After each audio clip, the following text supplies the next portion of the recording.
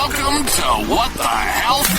The podcast where anything health is fair game. There's a lot of garbage advice and misinformation out there that can leave you feeling stumped and stuck. Together, let's sift through the sea of BS and find the best ways to get healthy and stay healthy. Join the team as we tackle the trends and bust the myths about health and wellness. Here are your hosts, Dr. Dan Turo, Angela Turo, and Dr. Riley Brown. Welcome back to another episode. I'm Dr. Dan. Dr. Riley here. All right, so we're just going to jump right into it. Let's talk about tech neck. Yep. Heard so many, again, it's such a buzzword in today's society, but what do we actually mean when we talk about tech neck? Bad posture. Yeah, I think that's the simplest way to put it. Tech neck. So technology obviously is more prevalent in today's society with cell phones and computers and all. I feel like all homework and stuff has gone to an iPad or on a computer. Yeah. So I don't think the posture is new in terms of like reading a book, when technology wasn't present, or writing and stuff. You were still looking down. I think it's the prolonged position that you're in. You're watching videos or whatever. So, when I think of tech neck, I think of, it's a kid looking down at the iPad watching a video for, half an hour to an hour. Yeah. But that's at least what my thought is. So why is that so detrimental? It's abnormal. Well, it's not abnormal movement. The spine should be able to move in that way, but you're putting a lot of stress on the spinal, column itself. But postural muscles, that's not normal posture. Head's supposed to be over the shoulders. So when you have that head dropping forward, I always think about the posture muscles in the back just working triple overtime to try and keep the head back and upright. Yeah. Well, and then the other thing, again, a lot of times people always go to the back of the head, but then you think about like how that impacts in the front. And so what happens is when you're in this position, everything here gets contracted. And so it shortens over time because it's constantly in that shortened position. So they tighten in the contracted position, this direction. And then even though these are tight back here, tightness doesn't necessarily equate to strength, right? Yeah. Because you're not necessarily engaging those muscles. Yeah. So what happens is you literally, the term neuroplasticity, right? Nerves and, neurons that fire together, wire together. Well, you also have that impact, when you're talking about the strength of a muscle, you're also adding, and improving neuromuscular connection. So, if one nerve fiber starts to branch out and feed more muscle fibers, that's a good thing. But a muscle, as it starts to atrophy, can actually lose some of those connections, right? So you are, when you're not activating the muscles, but they're just stretched in that position, they'll elongate in the back here, but then because you're not activating them in a healthy way, then you literally start to lose that neuromuscular connection and muscles will tighten, but, so they'll constantly, feel tight, but it's because they're weak, because they haven't been engaged in a proper way. So, I think of, say you broke your arm or something, you're in a cast for months like this, and then you get out of that cast, like, your bicep is going to be nice and tight. That does not mean it's strong. So, it's a similar aspect of you're in an improper position, shortened the muscle for, months on end, and then it feels tight, but that's not strength. Exactly. So, the difference between tight, versus strengthening, and it's amazing, just the simple awareness, right? Of, hey, just lift your chest up. And that's what I usually tell people is lift your chest, because if you lift your chest, your shoulders automatically will come back and down into a more neutral, healthy position, whereas if you're leading with your head, okay, again, it doesn't mean you can't get into those positions like you said. Like the body is designed to get there, but it's the prolonged stress over time. So, me looking down and reading something on my phone for 5 minutes, checking an email or something is much different than a teenager who's curled up on the couch, in their, or in their bed, with their feet up, and, they're scrolling through there for hours at a time. That's a significant detriment. Our body was not designed to be in that position. Other than when we sleep, we're not designed to be static for, for hours on end. And so many of us are. Yeah, my daughter loves watching Winnie the Pooh, and so I had that on for the other day, and we were sitting on the couch, and I did not have the best posture on the couch, I'll admit that. But I was watching her just sit there and watch. I mean, she was not, not resting on the couch. She was sitting there. And I was just like amazed at how perfect her posture was while she was sitting there watching the TV. And it just kind of goes to show that you are, innately designed to have that decent posture. Same thing with belly breathing. You're supposed to breathe through the diaphragm, but a lot of people breathe up through the chest. So I think the posture thing has become worse with the increased use of technology. It's not new, like I said earlier, but I think, the whole correcting it aspect needs to be more prevalent.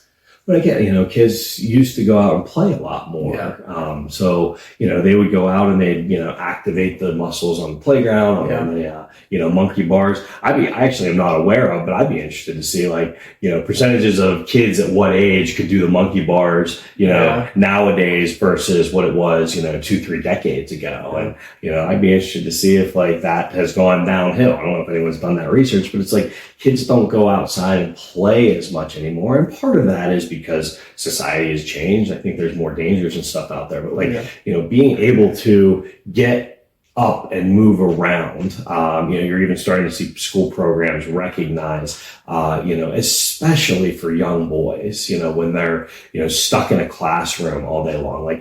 I see my daughter, and you probably see your daughter, my daughter can sit and play by herself and, quietly and, no problem, be very, very meticulous with things. But, you put a boy, in a room and ask him to settle, before you know it, they're going to be up and dive bombing off of, and again, don't get me wrong, my daughter does that too, but usually it's stimulated by her older brothers, but but again, you take, boys and put them in a room and expect them to sit there for 8 hours of school in a day. And, it's no wonder they're antsy. So it's this idea of, trying to incorporate, education with the physical activity and bringing the physical learning, is extremely important. And again, that just goes to overall, muscle tone. Are they building a good, healthy neuromuscular system, so that in turn leads to, better brain development, better education, and, just more, awareness of, overall, health and well-being as they grow and develop. Yeah. So. I think obviously you want to nip it in the butt early with posturing in kids and trying to, reduce, or if they are on their phone or whatever, making sure they have a decent posture with it. But even in the, working class, a lot of stuff is on the computer or remote. And so, obviously an office desk job is not ideal, but I feel like if you're going into the office, you would at least be at a chair or a desk where you could have some posture. I feel like now that everything's remote, there's probably a lot of couch working going on. Yeah. And that's just, I know from my couch, it doesn't make good posture. Well, it's so funny you bring that up because, I had a gentleman who just started care recently, and, he came in for some pretty bad headaches because, of how he was working at his job very physically demanding. So he was working on a machine, but he was having a look up over his head. And so that triggered a really nasty, migraine headache that just would not go away for several weeks. Finally came in, and within a couple of adjustments, headache's gone. But we didn't analyze the low back when he came in because his headache was so severe, and like that was his primary concern. Well, 2 weeks later, now his low back flared up, because as we start to change the stress and actually take stress off the spine in one area, it can show up in another area. I call that whack-a-mole, right? You remove the stress in one area and boom, it pops up somewhere else. But, and it's not that the stress wasn't there in the low back, it was, but it was just being quieted by, how intense everything was up top. So now that was clear, now we went and analyzed his low back, and this just happened last night. And he's got an extremely flat lower spine, right where you should have a nice healthy curve in the low spine, same as in the neck. You should have a forward curve in the neck, forward curve in the low back. Well, it was completely flat. Well, after a little bit of a conversation, he's like, well, years ago, if, we weren't, if we were on duty, but like there wasn't a lot of work to be done, we would just sit in our truck and we would put our feet up. So it'd literally be like in this, feet crunched up position and like slouched forward. And again, they were probably, watching, something on their phone or just, or maybe even just resting, sleeping in that position. But I look at his lower spine and it's like, everything is crunched forward, showing arthritis. And, he's only in his, late 30s, early 40s, but it's like, significant, change in that spine. And again, he probably did that for years, and he probably had some early childhood, injuries from jumping and playing with sports. And, that stuff manifests. We can see that, not only injuries, but, improper development of the spine from the get-go. Yeah. So you're absolutely right. Like, your daughter, you saw her watching, her TV, her TV or her device. But, if I see my kids, from a young age, if I see them like this on the couch, like sit up, or I'll have them lay on your belly, because then when they lay on their belly, then they automatically have to lift up their head to look at the screen in front of them. And again, don't get me wrong, like, we're not advocating for long screen time, but if while they're doing it, a while, if they can sit up with good, healthy posture, that will, it will make a difference. Even if I'm driving with my oldest son in the car, and he's looking down at his phone, I'll like reach across and like push his head back to the seat, and then he brings his phone up. And, so it's like, it's all those little things, and it's not like, doing that for a half hour in your lifetime is going to make a world of difference. But, you do that for, 2, 3, 4 hours a day and multiply that times 365 days and then do that over 10, 20 years. Now all of a sudden you have a spine that has not ever developed a good, healthy curve. And that's what we started seeing, right? Like several decades ago, primary areas of complaints, just speaking from chiropractors who are several decades ahead of me in practice, they would say like, oh, it was the middle of the neck was like the primary, concern. And I think that was from, a lot of car accidents. Cars weren't as, built for safety, right? So they didn't have those crumple zones. So I think whiplashes were probably a little bit more severe. Football, there's a lot more safety rules now, in contact sports than there were, 20, 30 years ago. So, the types of subluxation patterns, locks or misalignments in the spine, were more in the middle of the neck, at least, primarily.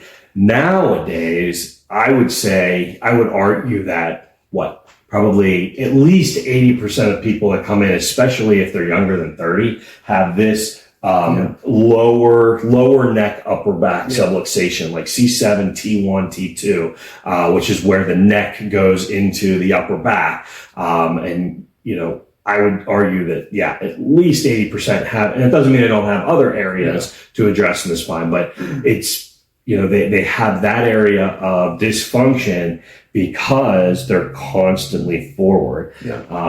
And I had a conversation with a colleague of mine. I remember saying, like, if I could develop a system where it's like I only adjusted one bone, he's like, I'd probably adjust T3. And again, T3 is like the anchor point, in the beginning of the lower part of the neck as that neck starts to come up all the way up into the skull. So, that'd be a good one. Right? That'd be a good one, right? Good, I think about, you're supposed to develop these curves to the spine because when you're born, you're in the fetal position, the spine is a C, and as the baby starts to roll over from their back to their belly and start to pick their head up, then you get that curve developed. And so, you have a primary curve that looks like a C, and then you develop these secondary curves through every part of the spine. But, it's almost, when you have these handheld devices, you're almost trying to reverse back to that, infancy type of spine.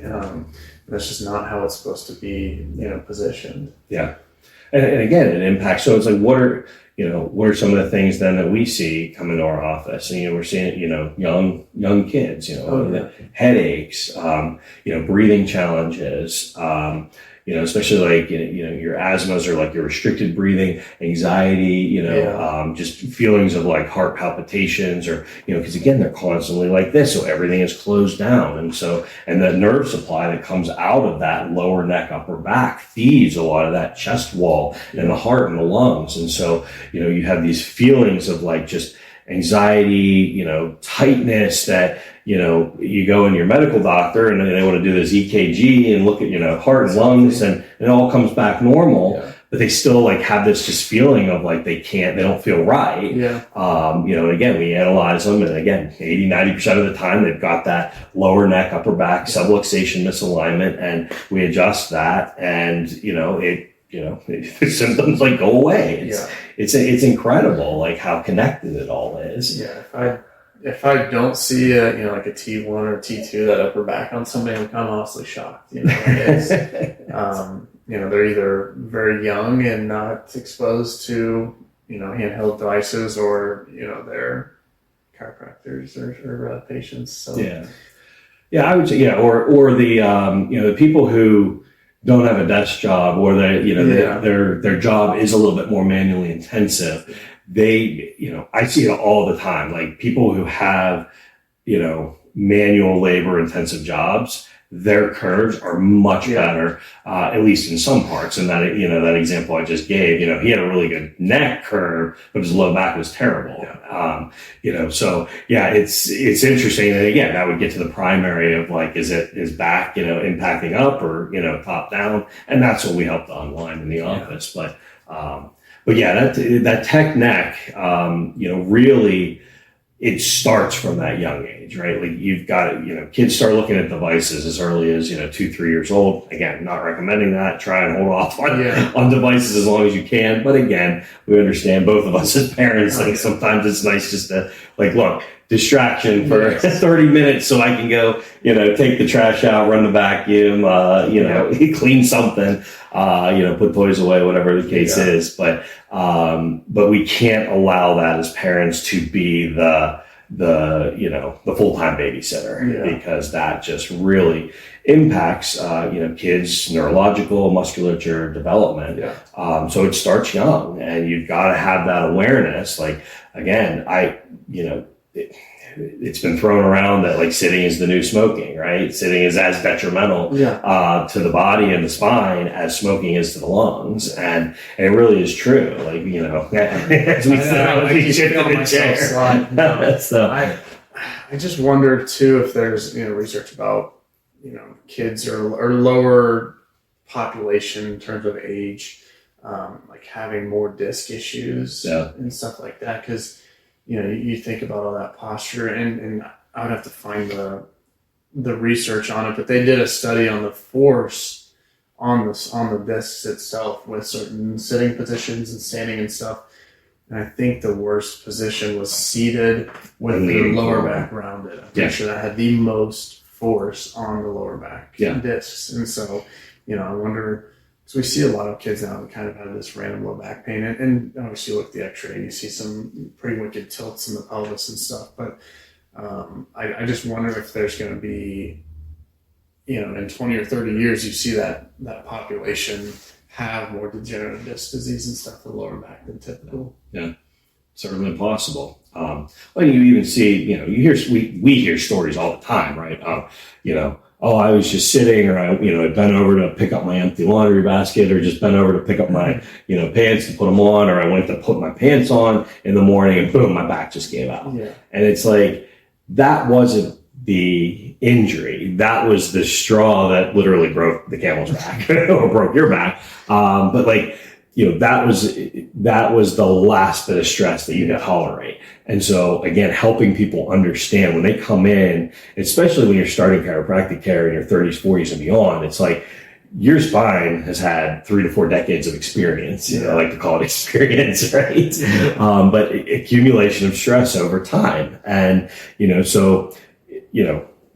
the birth process can be traumatic to the spine. The learning how to, sit up and falling over, learning how to walk, falling on your butt, learning how to crawl, biking, starting to run, run real fast and boom, you hit your head off of something on a corner, or you fall forward and catch yourself and boom, your shoulders fall backwards. And then you move on to your contact sports, even into soccer, kids are bumping and pushing each other, headers, with soccer balls, football, hockey, just go down the list. And then even instruments, my son's in marching band and I see some of these kids, carrying these, massive trombones. And again, they're holding their instruments up here, in that repetitive movement. They're holding a tuba on their back, the percussion, have the big, harnesses on, holding their drums up. And at least that forces good posture, right? But again, if it's on there and you have a little bit of a tilt,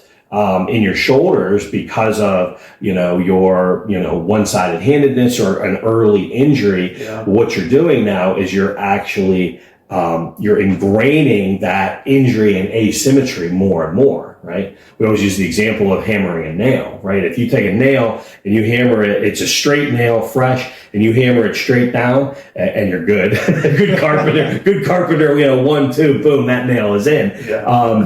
For us amateurs, okay, we hit that nail, boom, we bend it a little bit. Well, now we've just screwed it, right? We're never going to get that nail back to perfect. And if you keep tapping it, you can try and straighten it back out, but if you keep tapping that, it's going to bend further and further. And so that idea of, someone who had an injury young in childhood, we're resilient. They don't necessarily feel it, or maybe they're sore for a day or two and, boom, then they're fine. They tell mom and dad maybe they're sore. They don't tell them at all. And then it's they're sore, but their body's gone out of alignment. And now they continue to grow and develop. And now you're adding sports on top of that. You're adding, a backpack or, drums or, an instrument or, you go down the list. And so it's you continue to add that stress on the spine, until you get to the point where now you're, in your 20s or 30s and, your body's dehydrated, you slept funny and, you bend over and nope, everything just gives out. And then you're on the floor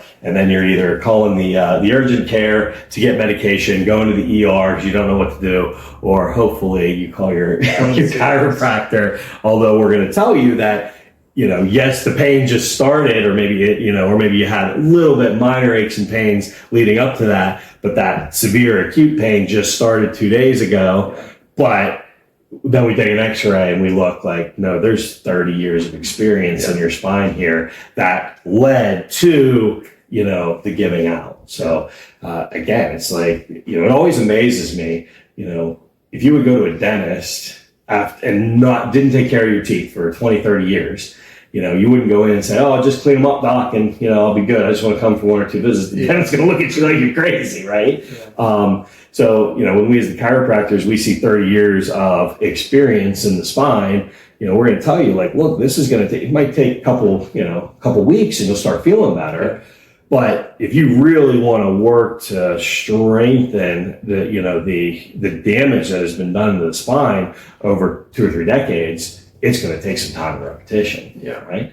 Which is all the more important to get checked and adjusted when you are young, because now you allow that spine to grow and develop healthfully, not under a stressed or subluxation position. Yeah, especially with, like I said, the increase in technology and then moving into because I think, you had a good point of kids don't play outside as much as they used to.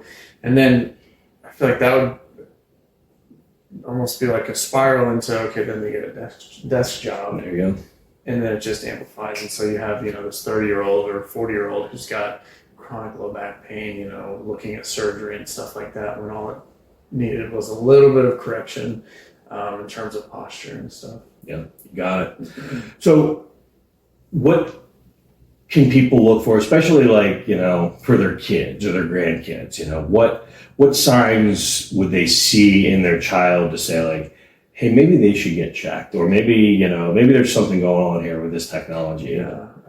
Obviously, just looking at their posture, you study them for a week and you see that they're looking down for, an hour or two every day. Like that should be a telltale sign like, hey, let's maybe adjust that. But even, I think any symptoms in anybody is abnormal, but for kids to have symptoms of, especially headaches. Yeah, headaches or, visual disturbances. Now if they have, glasses and stuff, that's different. But yeah, headaches, visual disturbances, breathing, even, like bedwetting and stuff like that. Like that is common. But if you're, just at the end of the day, any symptom in a child is extremely abnormal. Yeah. Yeah. It's common. It's not normal. Yes. Right? Yeah. That's the big thing we talk about. So yeah, self trying to click or pop the neck, that's a very, very big red flag. That it's like if you see them constantly trying to click pop their own neck, like that's their body trying to self-adjust. And so if you get them in now when they're young, before they develop, before they fully mature with that, subluxation in there, you're gonna really, really help them down the road. So it's like, I feel like we've been talking more and more about kids because it's not that we don't help adults, but again, it takes more time with an adult to recover some of the experience from the spine. If you get them in as a child, a toddler, a child or adolescent, before they hit spinal maturity, you have a much greater chance of getting that spine as healthy as possible, and then much easier to keep it that way throughout their life, barring any major massive injuries. I think we see all the adults that come into our office and we're like, all right, let's help the kids out. Exactly. The popular, obviously they come in for a reason, but they're hurting the majority of the time. Absolutely. So yeah, if you see any of those signs we just discussed, or you have any other questions about whether or not technology could be hindering you or someone in your family, do not hesitate to reach out. And even if you're not in our area, we'll do our best to help you find someone that can get you the help you need. So thanks for stopping by. We'll see you at the next one. Thank you. You've been listening to another episode of What the Health? The podcast where anything health is fair game, with your hosts, Dr. Dan, Angela, and Dr. Riley. Brought to you by Churro Family Chiropractic. If you'd like to learn more about some of the resources mentioned on this show, or you have questions about something that was discussed, please reach out through our website at www.turofamilychiropractic.com. Remember to like and subscribe to What the Health Podcast to catch all the latest episodes and replay your favorites. Thank you for listening, and remember, we're always here to help when you find yourself saying, "What the hell?"